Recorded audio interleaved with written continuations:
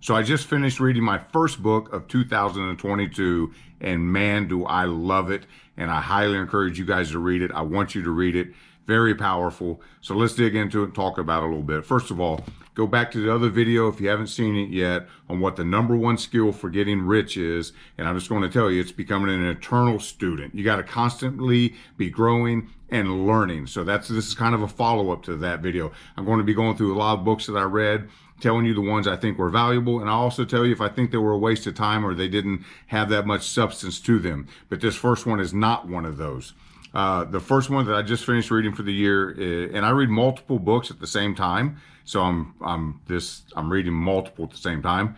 But this is the first one that I actually completed, and it is the Almanac of Naval Ravikant, right here, and it's compiled by Eric Jorgensen. Sorry, Eric.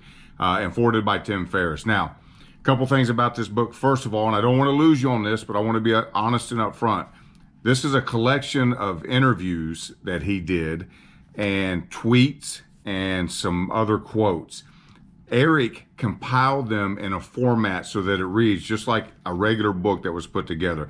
Very well done. I've listened to all of Naval's interviews. I've read most of his tweets. I've been a big fan of his. And so I thought it was going to be a collection of quotes, but I was pleasantly surprised that it really read like you would expect a self-help book to read. It had a very nice format, flowed together. You couldn't tell it was bits and pieces taken from different places. So that was a relief and refreshing to me. I'm telling you this, I have marked up just about every page. I'm looking at them, almost every page. I've got marks on and writing on. Because the book was that good. And it's going to be a reread for me. There's no way in one read you can really get the value of this book. You don't read books just to check it off. You don't read books to tell everybody that you can. You don't read books because you want to tell everybody you read 30 books this year. That's going to get you nowhere. It's going to get you some praise from some other bozos, but it doesn't add any real value. So that's not the value in reading. When I find a great book like this that has something that can really learn from, can really teach you, I reread it. I reread it 7 times. Think and Grow Rich, I reread every January. And I can't tell you how many times I've read it. I've been reading it since high school. I read it every January. That's one of the other books I'm reading right now. So the other thing I was going to tell you about this book is I bought this off Amazon, and I'm old school. I can't read on a tablet. I mean, I can, but I don't like it as much as a book. I like to have a book in my hand. I like to take it with me. I like to write or underline passages or things that mean something to me. I like to write notes beside it. I find that works better for my brain.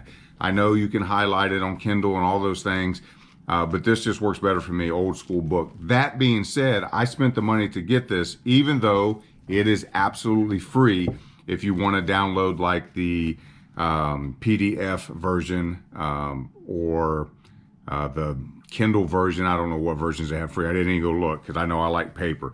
But I will find the link and I will put it below the video to where you can order this off Amazon, or you can go ahead and use the link to get it free. But either way, no matter what, I want you to go out and get this book. Super powerful. Why is it so powerful, Scott?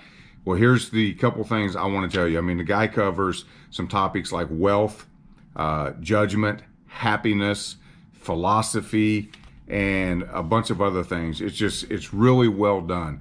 He also gives a lot of great information on books you should be reading, books he's read and have added value to him, much like this video where I'm sharing books that add value. But he recommends books, for example, on like microeconomics, game theory, psychology, persuasion, mathematics.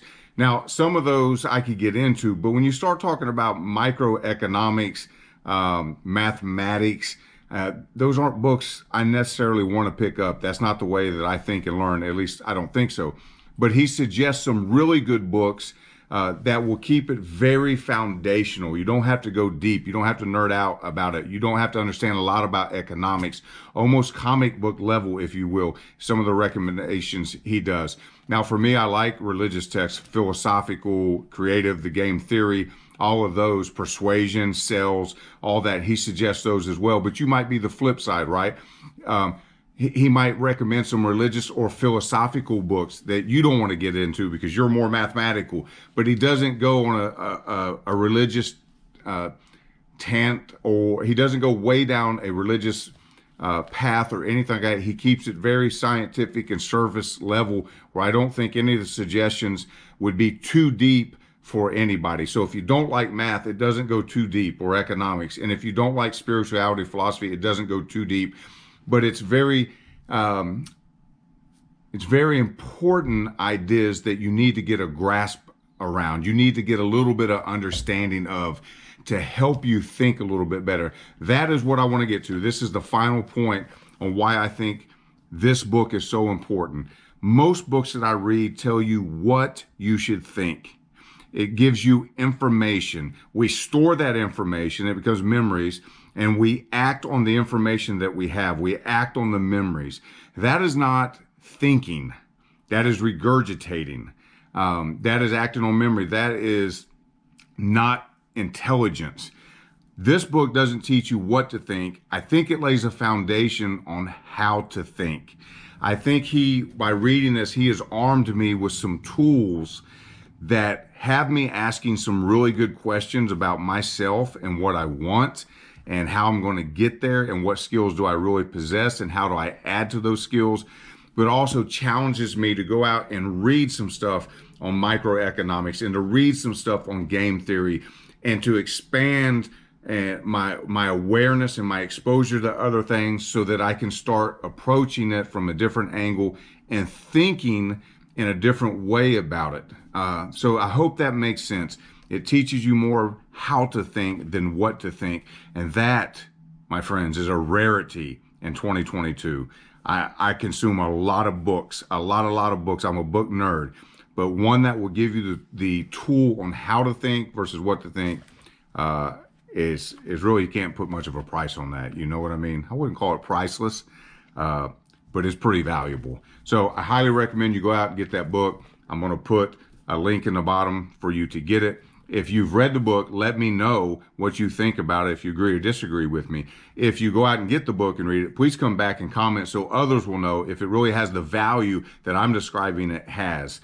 I really believe it does. I think you'll be blessed by it. So go out and get a copy of the Almanac of Naval Ravikant and start reading. Read your butts off. Learn to love to read. Leaders are readers. Readers are leaders. The average millionaire reads 2.5 books a month. I think it's 2.5 is what they say. But again, we're not reading for the sake of reading, but we're reading to actually learn and to grow, to become eternal students, so that we can fulfill our life's purpose and destiny. Go get it.